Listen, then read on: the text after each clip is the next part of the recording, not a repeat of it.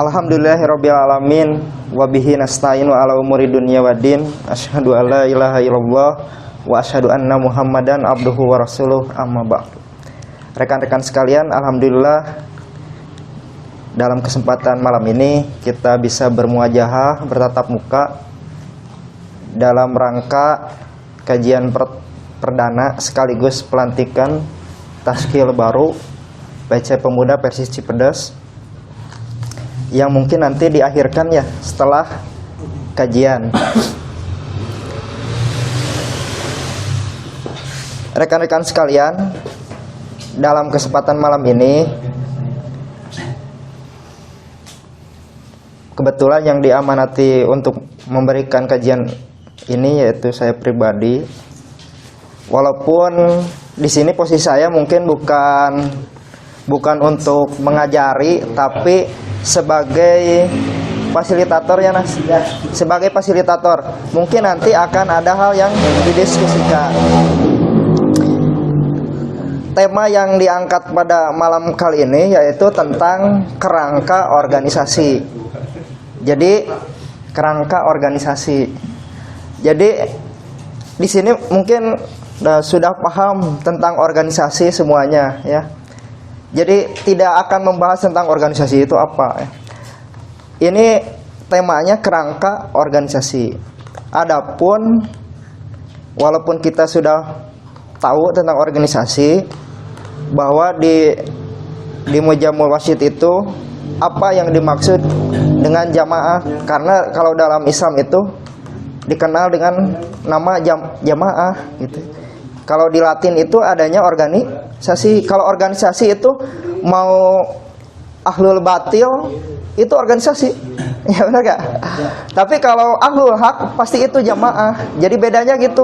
Kalau di Indonesia otomatis harus organisasi namanya. Tapi dalam Islam jamaah. Karena jamaah mah mual batil, tapi benar. Jadi orang-orang kebenaran yang membela kebenaran pasti dia jamaah. Kan dia maseuernya organisasi tapi membela kebatilan eta mah nya wios organisasi. Tapi kalau jamaah mah lamun aya jamaah ngabela kana kebatilan lain jamaah gitu nya. Teu pantes disebut jamaah. Dalam Mujamul Wasit tah ini Sadi Muhammad Rasid bahasa Arab ahlinya. Apa itu jamaah? Jamaah itu adalah al-adadu katsirum minan nas. Kalau jamaah itu adalah sekumpulan orang yang banyak. Jadi organisasi itu jamaah itu adalah kumpulan orang yang banyak. Banyak teh lebih dari berapa? Lebih dari 3 disebut banyak ya. Wakila dan dikatakan. Nah, jadi di Mujamul Wasit itu dijelaskan wakila dan dikatakan taifatum ya jama'uha gharadun wahidun. Yang disebut dengan jamaah itu adalah kumpulan orang banyak yang mana di dalamnya itu terdapat kumpulan yang mempunyai tujuan yang sama. Saminya serang organisasi ya. Eta dina Mujamul Wasit. Bahkan Umar bin Khattab di hadis sahih ada ilami la islama illa bil jamaah. Tak ya Islam cek Umar mah kecuali dengan berjamaah. Wala jamaata illa bil imarah. Tidak ada jamaah kecuali dengan imarah tenan. Kepemimpinan. Wala imarata illa bit ta'ah. Tak aya kepemimpinan kecuali dengan ketaatan. Makanya ada satu kisah yang mengadongeng di prolog. Ada satu kisah yang mana ini pernah dituliskan oleh Ki Haji Abdurrahman dalam bukunya. Siti Aisyah pernah mempunyai seorang hamba sahaya namanya itu Bariroh. Bariroh teh istrinya sanes pamenggat Bariroh. Namanya Bariroh. Bariroh ini adalah seorang hamba sahaya perempuan. Ya sahabat Rabiah.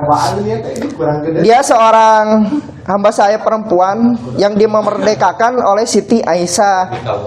Tapi ketika Bariroh masuk Islam, dimerdekakan, tapi suaminya itu tidak masuk Islam. Siapa suaminya?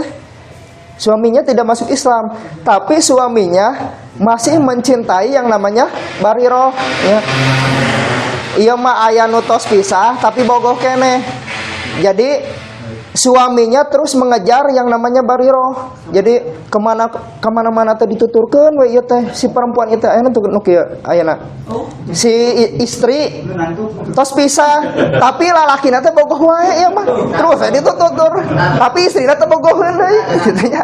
Aya ieu teh suamina teh bogoheun pisan. Tah Nabi teh memperhatikan. Ini fungsi pemimpin.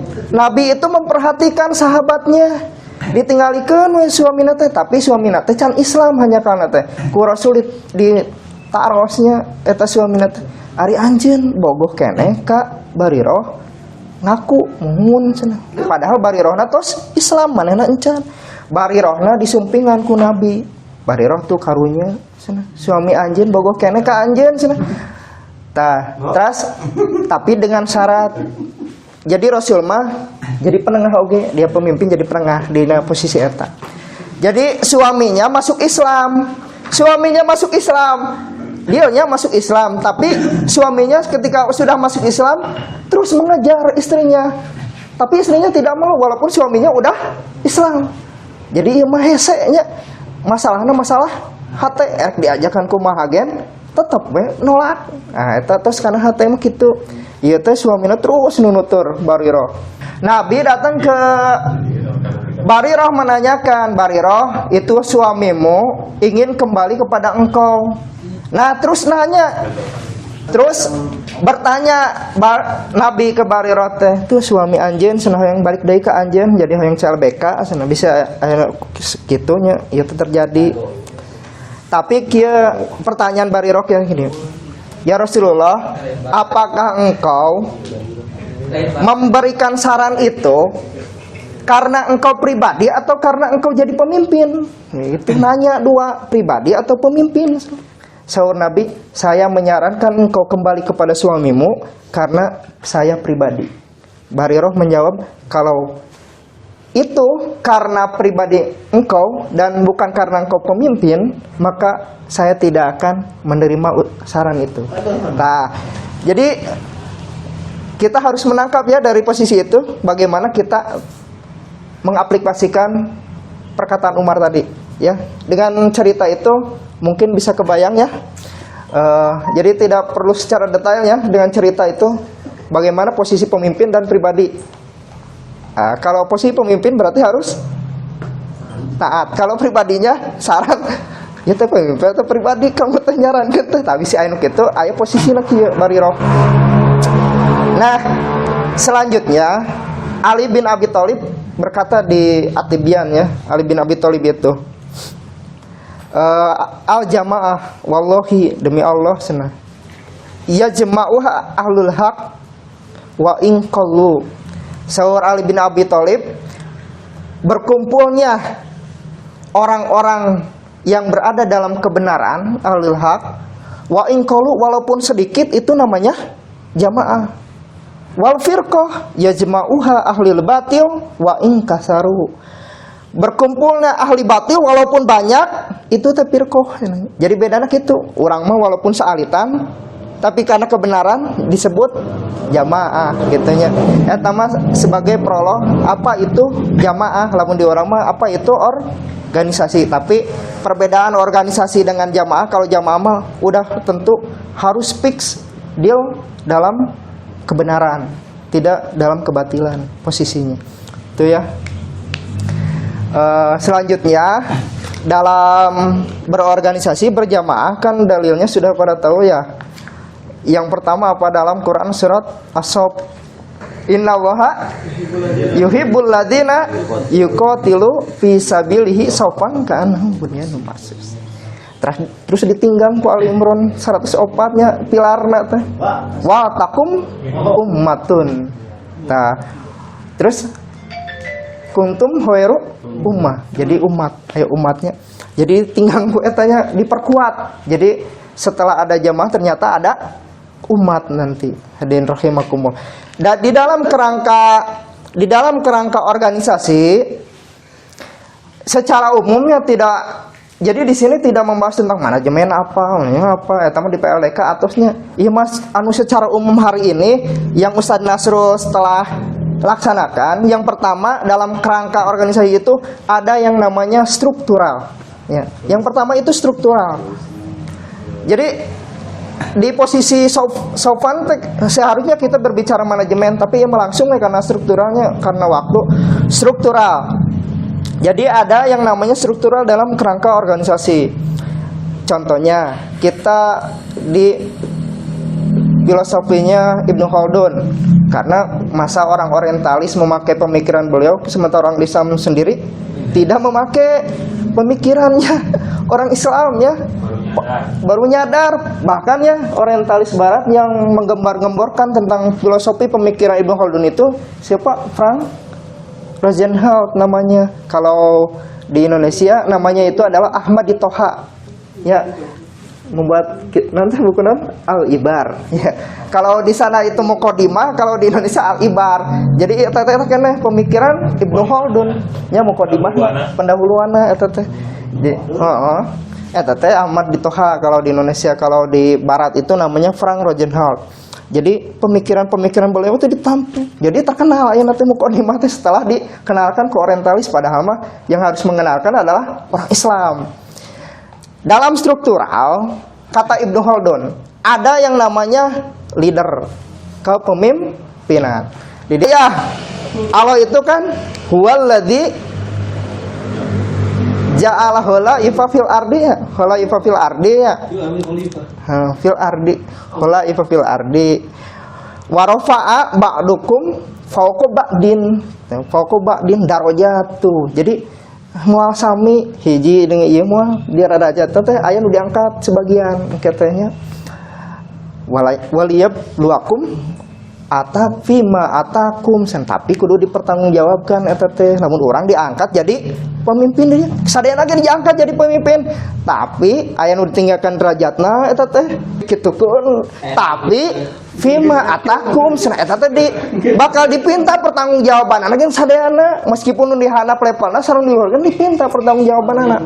Jadi gitu. Yang pertama, pemikiran Ibnu Khaldun tentang struktural kepemimpinan itu yang pertama bahwa pemimpin itu, yang namanya pemimpin itu harus menjadi penata. Kedua penengah, ketiga pemisah, keempat hakim. Ya, di dalam filosofi Ibnu Khaldun yang namanya kepemimpinan struktural itu jadi penata, penengah, pemisah dan hakim. Kunaonnya disebut eta?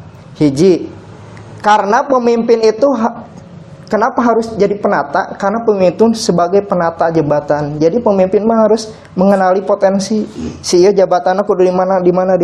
Nah, jadi gitu. Itu mah jadi berbicara contoh, jadi pemimpinnya dulu, jadi penata. Penata jabatan orang-orang atau umat yang harus dimasukkan ke struktural. Yang kedua penengah. Pemimpin itu harus jadi penengah. Penengah itu artinya apa? Dalam persoalan, dalam organisasi ini tidak ada yang namanya suatu hal yang lurus-lurus saja, mudah-mudah saja, pasti ada masalah. Pasti ada masalahnya organisasi mah. Makanya fungsi pemimpin di sana menjadi penengah. Yang ketiga ada yang namanya pemisah. Pemisah itu nanti menjadikan pemisah ini adalah pemisah konflik. Jadi ulah reuas lamun engke dina organisasi aya konflik ngan aya nama jigana aman euy. Yang keempat kata Ibnu Khaldun itu hakim. Orang yang memutuskan. Jadi segala sesuatu program yang dibuat itu tidak terlepas dari pemimpinnya sendiri. Jadi yang harus mengetahui itu adalah ketua sekumnya. Setiap program yang akan dilakukan duaan ieu mah kudu terang. Ya. Kudu aya SK matak oge teh aya nanya. Matak bisa dilaroskeun ya tamuskeun tapi can dilantikkeun kudu aya SK. Tah eta engke programna kan dua ngajalurna. Ieu mah hakim yang memutuskan. Ulah sampai ieu mah seorang pemimpin dia itu posisinya jadi hakim yang memutuskan, tapi dia profesinya jadi provokator. Ieu mah. Jadi ieu mah ngahendal.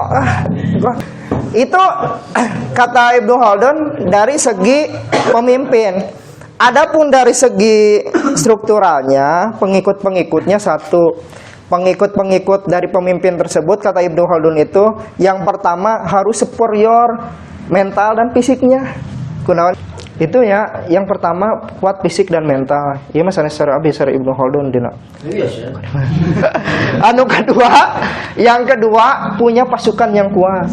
Jadi pasukannya harus kuat-kuat, pengikutnya itu harus kuat-kuat. Kuat naona, kuat intelek. Nah di sana dijelaskan satu, kuat intelektualnya. Jadi pemimpin itu harus punya pengikut yang kuat intelektualnya. Kudu ya mah. Makanya di dia disiapkan literasi. Nah, terusnya wadahnya literasi supaya intelektualnya kuat. Nuka dua. Anu kaduanya harus yang sehat pengikutnya itu. Perlu tidak kita sebagai ketua bidang mempunyai anggota nu sehat. Iya mah geringan wae. Sehat. Intelektual sehat. Anu ka tilu, pengikutnya itu harus adil. Ya, adil. Jadi harus adil. Jadi dia harus bisa memposisikan. Selanjutnya harus mampu. Harus jadi orang yang mampu. Jadi ia mah harus aya intelektualna, aya nu harus siap jadi orang yang pakai tenagana. Jadi ulah sadayana ku pemikir atunya. jadi ya kena seimbang lah. Terlebih katanya kita memilih orang itu harus dilihat dari basic keluarganya dalam struktur itu, karena setting itu menentukan suatu karakter. Jadi emangnya kunaon ya teh loba di jamaah ieu dan apa karakter kumaha. Nah, jadi setting itu menentukan karakter. Nah, ieu mah keluargana ieu mah biologis pasti loyalitas teh aya gitu. Nah, nanti kata Ibnu Khaldun itu ketika kita sudah membuat itu ranah kerangka seperti itu kan kerangka teh rencana awal susunannya.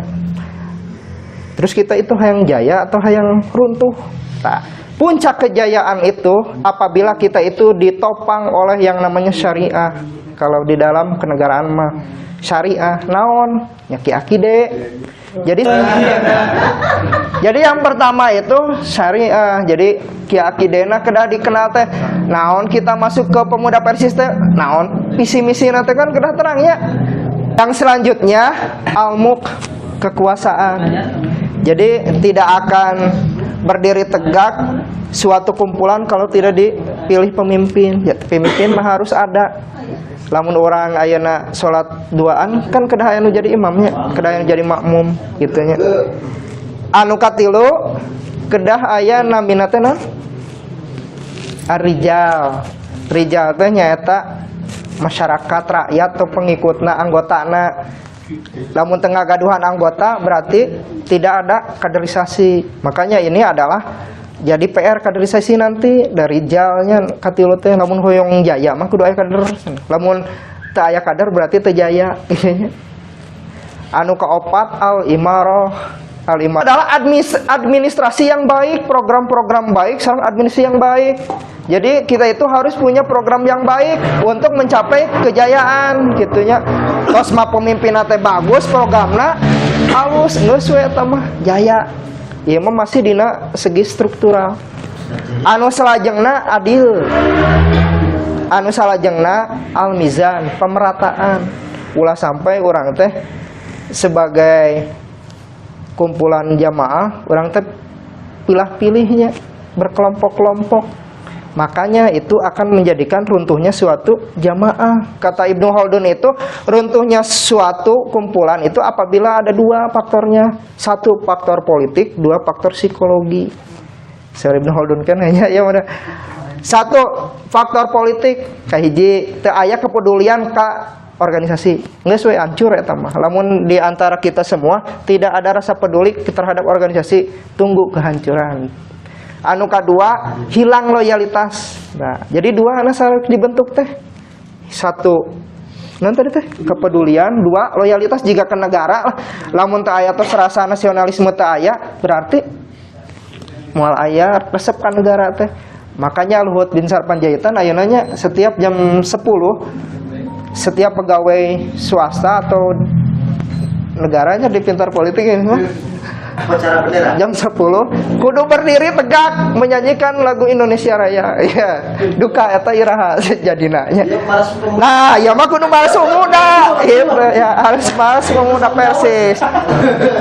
Dalam segi psikologi kahijinya harus mengerti perjuangan pemuda Persis. Anu kadua ngerti non tirakat. Anu katilu ngerti usaha. Anu kaopat ulah senang-senang lobat yang senang-senang cek ieu mah. Ya, yang terakhir dalam segi struktural ini kunaon ulah runtuhnya lamun hal ieu aya runtuh tah cenah. Nu terakhir mah lamun orang lebih menuntut hak. Tekengingnya lebih menuntut hak dalam organisasi. Bios teh menuntut hak.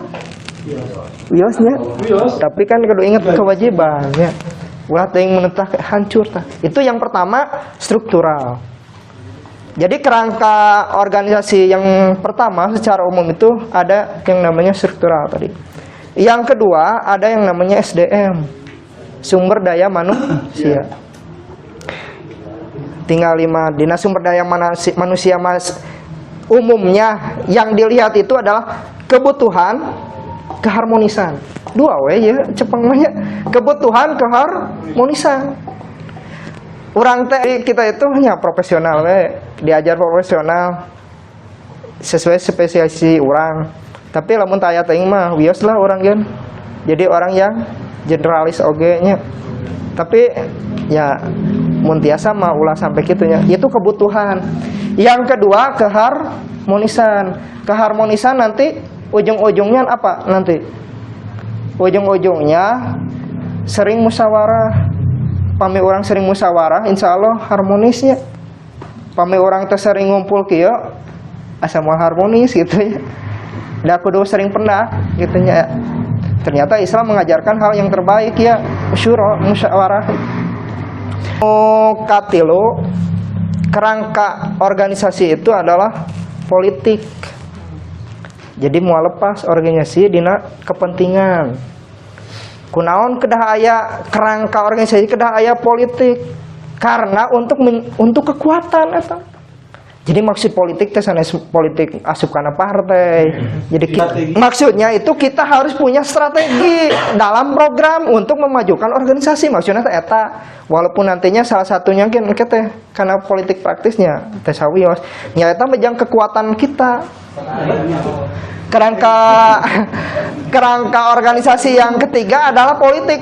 Dalam segi politik ini rawan konflik nantinya karena nanti yang akan diangkat itu kepentingan bidang-bidangnya masing-masing. Jadi abi gaduh bidang ieu ari bagian orang mau jadi aya kitu mungkin teh ieu teh politis kepentingan pribadi. Diharapkan mah nanti kita itu setelah mengetahui kerangka berpikir organisasi, baiklah gaduh program bagus masing-masing oke, tapi program orang lain juga harus kita dukung, support, tunjang supaya kekuatannya terbangun. Maksudnya tegitunya politik teh. Anu kaopat, kerangka organisasi itu adalah budaya organisasi atau istilahnya itu simbolik ya. Jadi Jadi maksud simbolik ini dalam budaya organisasi. Jadi Ustadz Nasrul nanti menjadi pemimpin itu arahnya itu kepemimpinan hari ini itu akan dibawa kemana? Maksudnya gitu. Jadi simbolik teh. Apakah mau eksistensi dengan memakai atribut yang luar biasa? Baiklah kegiatan tapi baju nawe aya barake. Apakah kegiatannya ada tapi atributnya tak aya? Apakah atributnya aya? Kegiatan aya. Sekarang arah tujuan gerakan Ustadz Nasrul hari ini memimpin juga harus dikasih tahu kepada teman-temannya. Karena itu harus ada dalam budaya organisasi. Itu kerangka namanya. Jadi hari ini adalah hari yang paling momentum buat Ustadz Nasrul untuk memberikan wacana-wacana atau arah gerakan dari Ustadz Nasrul sendiri kepada rekan-rekannya. Karena kan kita di sini sedang menjelaskan tentang kerangka organisasi, kerangka berpikir ya. Jadi gitu ya, secara singkat dalam kerangka organisasi itu yang tadi saya jelaskan itu ada 4 secara umum. Yang pertama Dari segi struktural, sumber daya manusia, kebutuhan dan keharmonisan. Yang ketiga kekuatan itu politis. Yang keempat adalah budaya organisasi, yaitu simboliknya apa. Jadi arah gerakan harus ditentukan dari hari ini sebelum